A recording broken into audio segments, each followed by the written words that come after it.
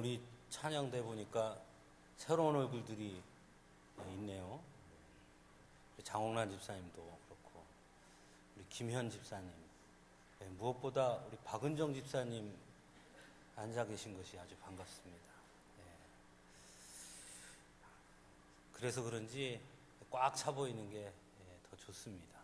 앞으로 1년 동안 안 하다가 이 찬양대 서면요 매우 쑥스럽습니다. 예배 시간 내내 사람들이 안 쳐다보는데요, 자기 생각만 혼자 사람들이 다 자기만 쳐다보는 것 같고, 그래서 한쪽 얼굴 이쪽 면만 괜히 뜨끈뜨끈해지는 것 같고, 그렇습니다. 귀한 찬양을 통해서 1년 동안 헌신하는 우리 찬양대 위해서 크게 박수 한번 쳐줄까요? 감사합니다. 여러분, 2015년 새해가 밝았습니다. 우리는 새해를 맞이할 때마다 새로운 소망과 기대를 갖게 됩니다. 아마 그것은 어떻게 보면 그 전날 또 하루가 지나고 그 다음날 오는 것의 연속이지만, 그렇더라도 아마 새해가 주는 새로운 소망과 기대는 새로움, 다시 시작한다는 것에 기인하는 그런 소망과 기대감이 아닌가 생각해 보게 됩니다. 2015년 새해 표어는 앞에 보이는 것처럼 우리 교단 총회의 주제와 같은 그리스도인 복음으로 사는 사람이라는 주제를 정해 보았습니다. 어떻게 보면 이 표어는 너무나 당연한 이야기처럼 들립니다. 그리스도인이 곧 복음으로 사는 사람 아니겠습니까? 그러니 그리스도인 복음으로 사는 사람이라는 말은 어떻게 보면 매우 당연한 말처럼 들리지요. 하지만 이것이 표어가 될 수밖에 없는 그런 현실이라는 것은 역설적이게도 그리스도인이라 말하지만 복음으로 사는 사람이 매우 드물다. 그리스도인이지만 복음으로 살지 못하고 있다라는 것을 역설적이게도 표현하고 의미하고 있는 것이 아닌가 생각해 보게 됩니다. 오늘 이 자리에 계신 여러분들도 분명 그리스도인이라는 분명한 자의식을 가지고 사는 사람들인 줄 믿습니다. 그것은 곧 다른 말로 표현하면 우리는 모두 복음으로 사는 사람들이라는 것을 의미합니다. 여러분, 복음이 무엇입니까?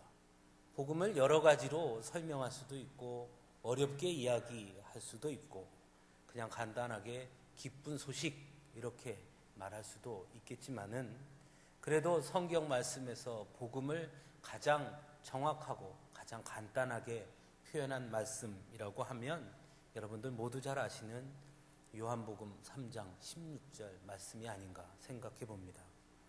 하나님이 세상을 이처럼 사랑하사 독생자를 주셨으니 이는 그를 믿는 자마다 멸망하지 않고 영생을 얻게 하려 하심이라. 이것이 복음이지요. 이 말씀은 하나님이 먼저 우리를 사랑하심으로 우리가 영생을 얻게 되었다. 그것이 복음, 기쁜 소식인 것입니다.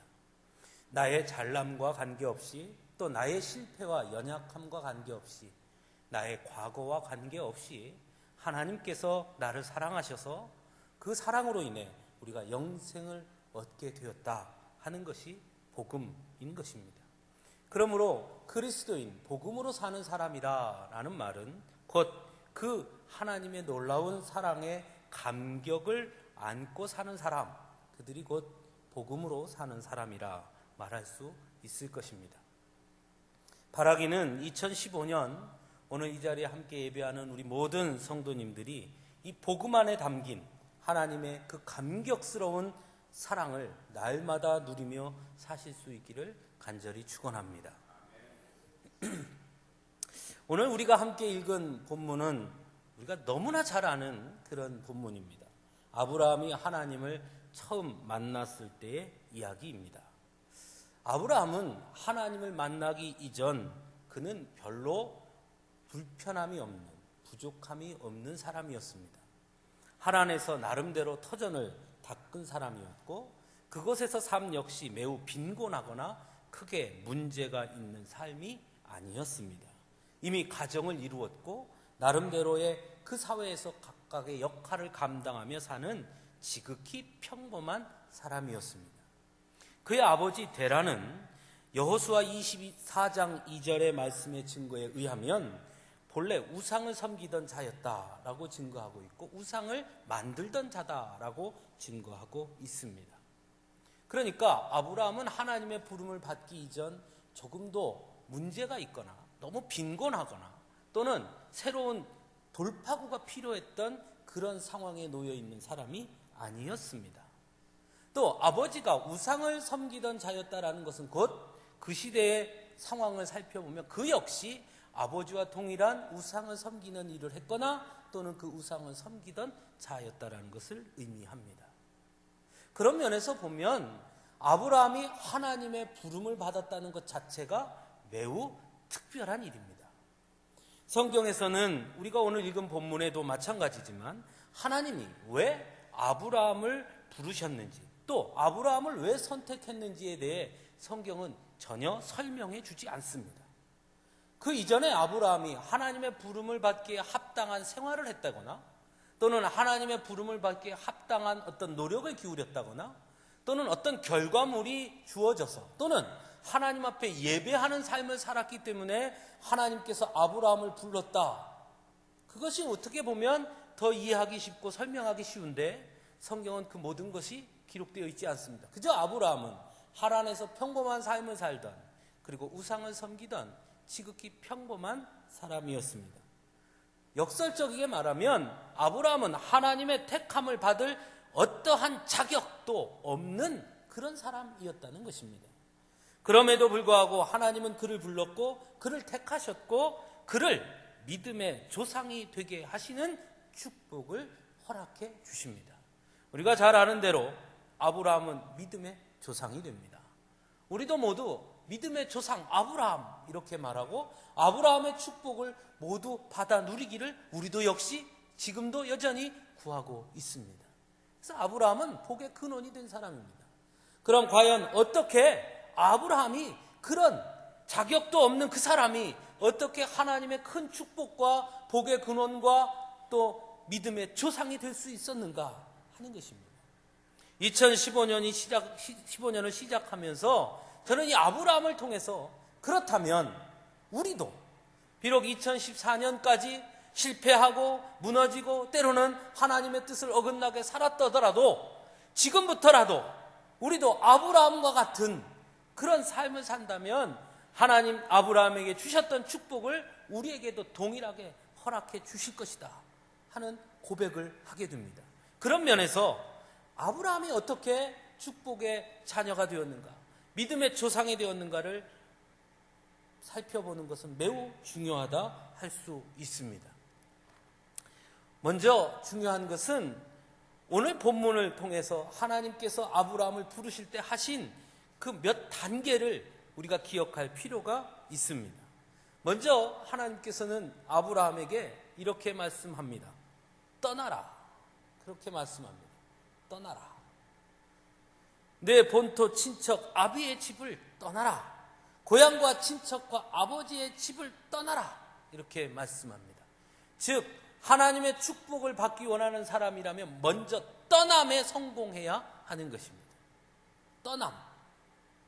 우리가 왜 하나님의 축복을 받아 누리지 못하는가? 하나님의 은혜와 하나님의 능력을 경험하지 못하는가? 그것은 떠남에 실패하기 때문입니다.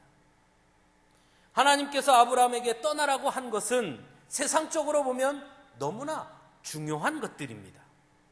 어떻게 보면 평생 동안 인간이 얻으려고 노력하는 것들입니다. 더 나은 삶을 살기 위해서는 가장 기초가 되어야 할 것들입니다. 그런데 그것들을 모두 다 떠나라는 것입니다. 고향, 친척, 아버지의 집, 나의 삶의 터전, 나의 기득권, 나의 익숙함, 나의 보호막, 나의 편안함, 나의 안정됨, 이 모든 것을 떠나라는 것입니다. 이것은 아브라함에게만 하신 말씀이 아닙니다. 예수님께서 제자들을 부르실 때도 역시 마찬가지였습니다. 예수님의 제자들 역시 예수님을 따르기 위해서는 떠나야 했습니다. 아버지를 떠나야 했고, 배를 떠나야 했고, 그물을 떠나야 했고, 자신의 삶의 터전이었던 갈릴리 바다를 떠나야 했습니다. 우리 예수님은 제자들에게도 동일하게 떠날 것을 말씀하십니다. 자신이 가지고 있는 모든 것으로부터 완전히 떠나는 것, 완전한 단절을 감내해야 하는 것입니다.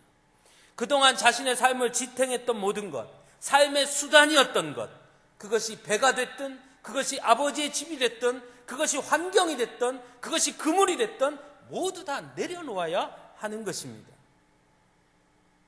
우리가 2015년 새해를 맞이해 새로운 기대와 소망을 가지고 하나님이 주신 축복을 바라본다면 우리가 먼저 해야 할 것이 있습니다. 무엇인고 하면 2014년을 떠나는 것입니다. 지나온 시간들을 과감하게 떠날 수 있어야 새로운 시작이 되어지는 것입니다.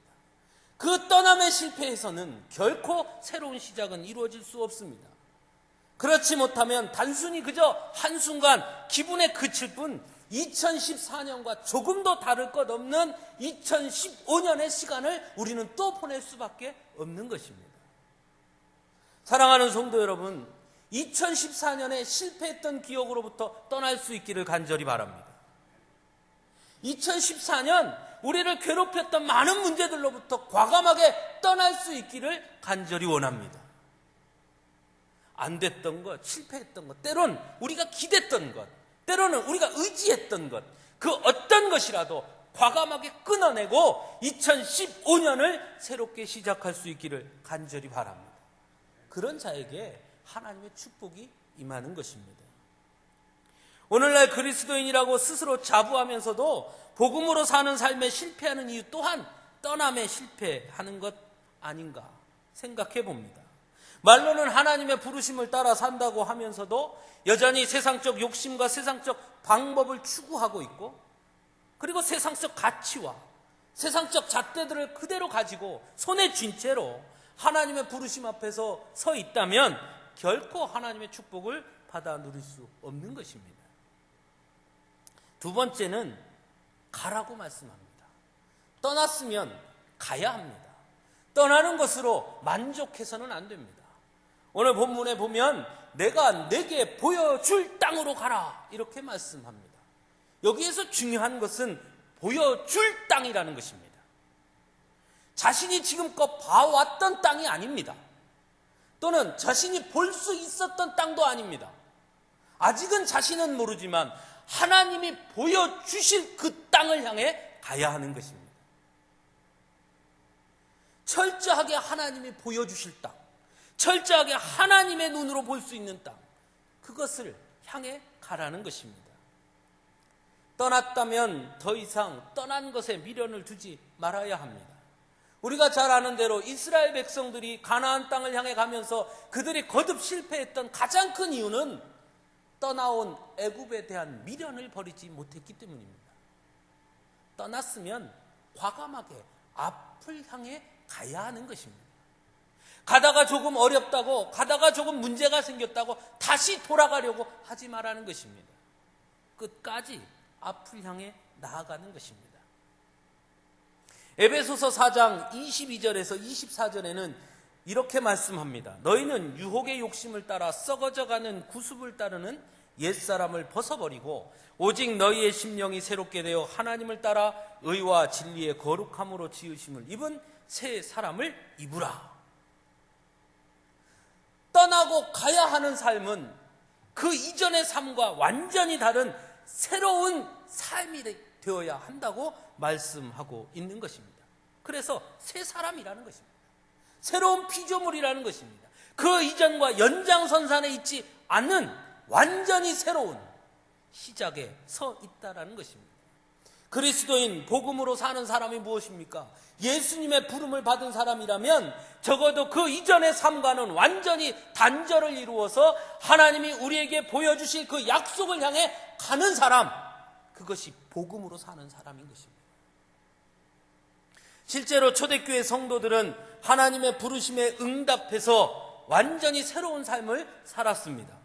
세상이 정한 주인과 종의 관계, 유대인과 이방인의 단절, 로마의 시민권자나 비시민권자의 구분, 그것과 관계없이 높은 자나 낮은 자나 있는 자나 없는 자나 자유자나 종이나 모두가 함께 모여서 한 형제요 자매로 부르며 정말로 새로운 공동체를 형성했고 그 안에서 그들은 삶을 누렸습니다. 주 안에서는 왕족이나 노예의 구분도 없이 완전히 새로운 질서, 새로운 생명, 새로운 피조물, 새로운 공동체를 이룬 것이 초대교회의 모습입니다. 어떻게 그럴 수 있었을까요? 그것은 곧 하나님이 그들에게 보여주신 그 보여줄 땅을 향해 갔기 때문에 그리할 수 있었던 것입니다. 사랑하는 성도 여러분, 여러분은 하나님이 여러분에게 보여주실 땅이 있다고 믿으십니까? 이것이 중요합니다.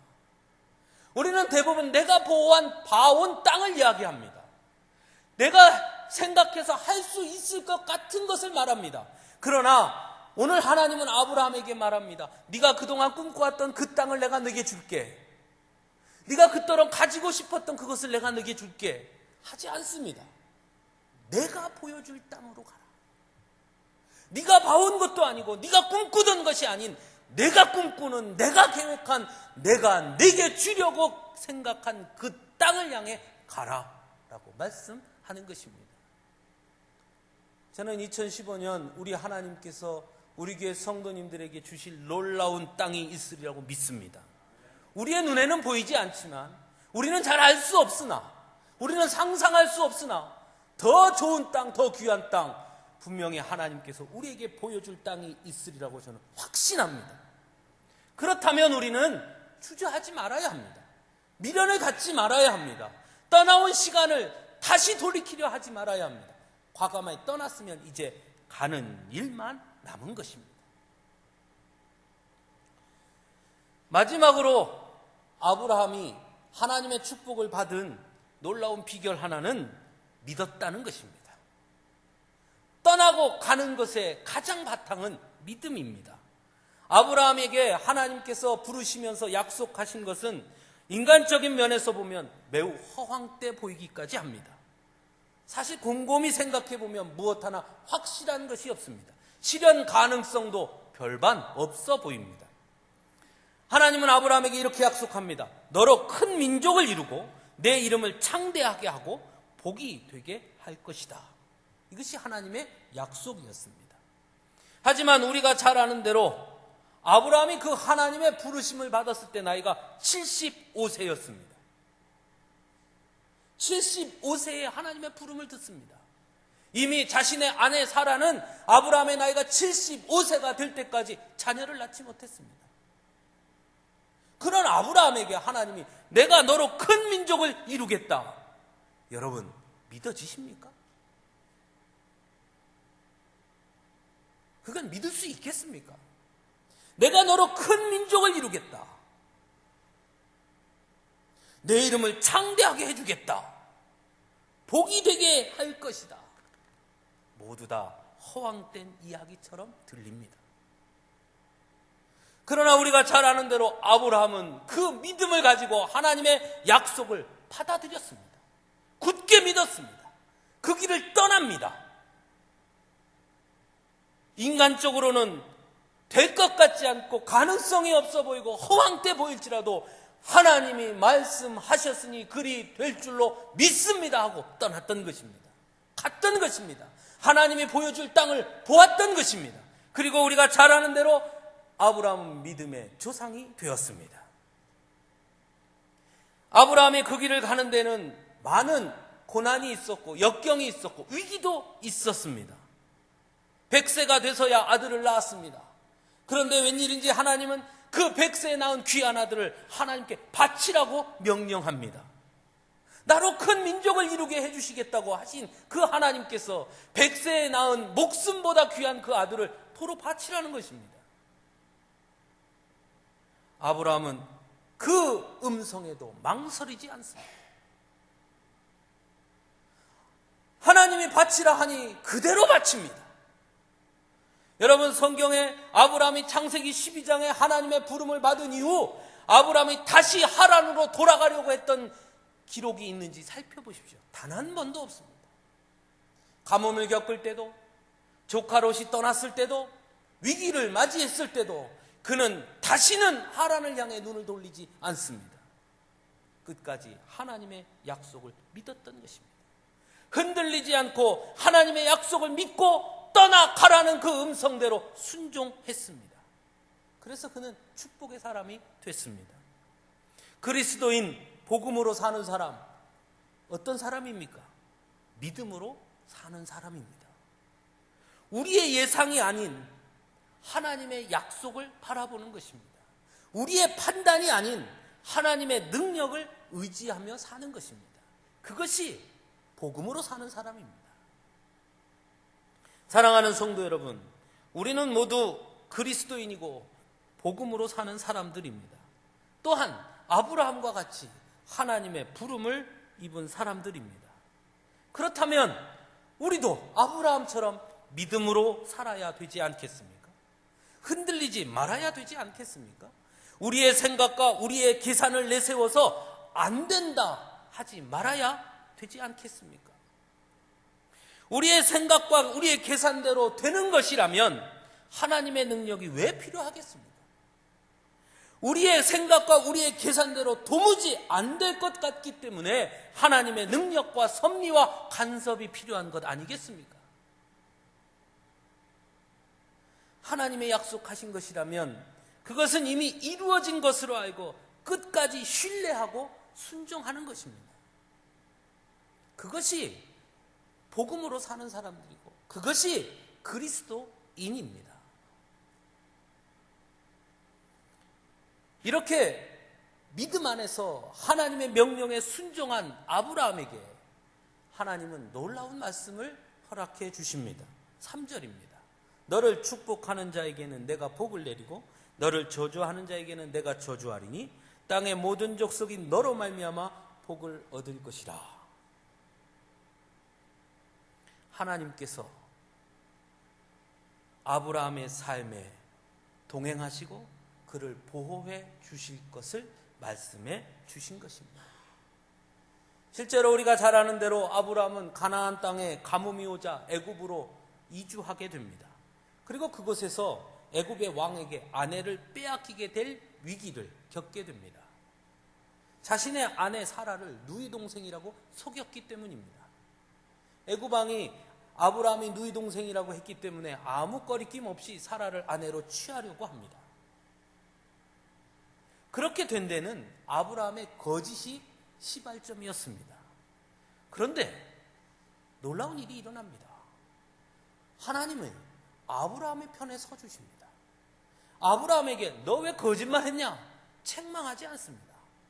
하나님은 아브라함의 편에 서서 아브라함의 가족을 구원해 주십니다. 하나님께서 아브라함의 삶의 구석구석마다 함께 동행해 주십니다. 조카 롯이 소돔과 고모라로 떠나고 홀로 외로에 서서 낙심해서 서 있는 아브라함에게 하나님이 먼저 찾아오십니다. 그에게 말씀해 주시고 위로해 주시고 다시 약속을 확인시켜 주십니다. 우리 하나님께서 아브라함과 언제나 함께해 주셨던 것입니다.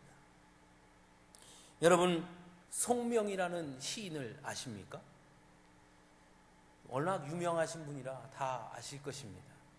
송명희 씨는 머리도 가누지 못할 정도로 몸을 쓰지 못하는 뇌성마비 중증 장애인입니다.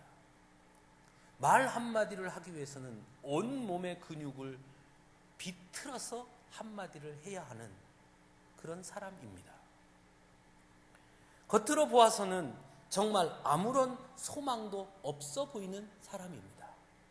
아무것도 할 수 없을 것 같은 사람입니다. 그러나 송명이라는 그분은 그럼에도 불구하고 놀라운 시를 연거푸 써냅니다.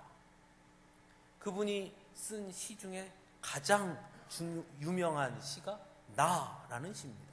여러분 아시죠? 우리 찬송으로도 많이 부르죠. 그 시는 이렇습니다. 나 가진 재물 없으나 나 남이 가진 지식 없으나 나 남에게 있는 건강 있지 않으나 나 남이 없는 것 있으니 나 남이 못 본 것을 보았고 나 남이 듣지 못한 음성 들었고 나 남이 받지 못한 사랑 받았고 나 남이 모르는 것 깨달았네. 공평하신 하나님이 나 남이 가진 것 나 없지만 공평하신 하나님이 나 남이 가진 것 갖게 하셨네. 놀랍지 않습니까? 세상적으로는, 인간적으로는 아무것도 할 수 없는 사람처럼 보이는 사람입니다. 그러니 그가 고백한 대로 그는 재물도 없고 가진 지식도 없고 건강도 있지 않습니다. 어떻게 보면 세상 사람들이 가장 기본적으로 갖고 있다고 하는 그 모든 것들이 그에게는 하나도 없습니다. 하지만 그는 거기에서 그 다음을 노래합니다. 남이 없는 것이 있습니다. 남이 못 본 것을 보았습니다. 하나님이 보여주실 땅을 나는 보았습니다. 남이 듣지 못한 음성을 들었습니다. 사람들이 듣지 못하는 하나님이 나를 부르시는 그 하나님의 부르심의 음성을 나는 들었습니다. 남이 받지 못한 사랑을 받았습니다. 목숨까지 버리며 나를 구원하시기 위한 그 하나님의 감격스러운 사랑을 나는 받았습니다. 남이 모르는 것 깨달았습니다. 하나님이 나를 통해서도 하나님의 놀라운 일을 해내시리라 계획하고 계심을 깨닫게 하셨습니다. 나를 하나님의 축복의 도구로 사용하고자 하심을 나는 깨달았습니다.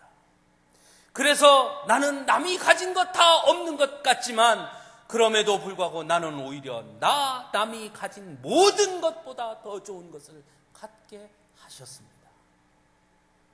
참 놀라운 고백 아닙니까? 이것이 바로 그리스도인, 복음으로 사는 사람의 고백인 것입니다. 사랑하는 성도 여러분, 우리도 이런 고백을 할 수 있어야 하지 않겠습니까? 남이 가진 재물 없으나, 남이 가진 지식 없으나, 남이 가진 건강 없으나, 남이 가진 많은 것들이 부족할지라도 그 어떤 것보다 내게 있는 것, 하나님이 내게 주신 것, 하나님이 내게 부어주신 은혜, 하나님이 나를 향한 계획, 하나님의 나를 사랑하심, 그것이 있으니 나 그것 바라보고 살겠습니다. 그것이 그리스도인 복음으로 사는 사람들 아니겠습니까?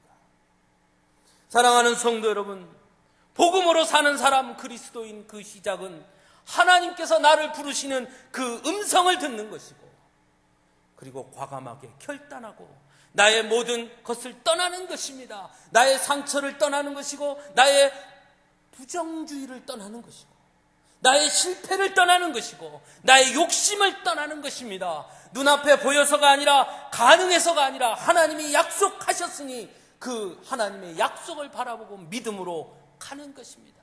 그것이 곧 그리스도인의 삶의 모습이 되어야 하는 것입니다. 그러면 우리 하나님께서는 아브라함과 동행하시고 아브라함을 보호하시고 결국 아브라함을 복의 근원이 되게 해주신 것처럼 오늘 우리에게도 동일한 은혜로, 동일한 축복으로 함께해 주실 것을 저는 믿습니다. 사랑하는 성도 여러분, 새해가 밝았습니다. 우리는 많은 실패를 경험했습니다. 어쩌면 우리는 지금도 안 되는 것 먼저 생각하고 있는지 모르겠습니다. 안 될 겁니다. 어려울 겁니다. 그게 되겠습니까? 어림없습니다. 그게 될 것 같으면 진작에 했지요. 안 되니까 안 하는 거 아닙니까? 안 될 겁니다. 우리는 어쩌면 이런 많은 생각들을 갖고 있는지 모릅니다.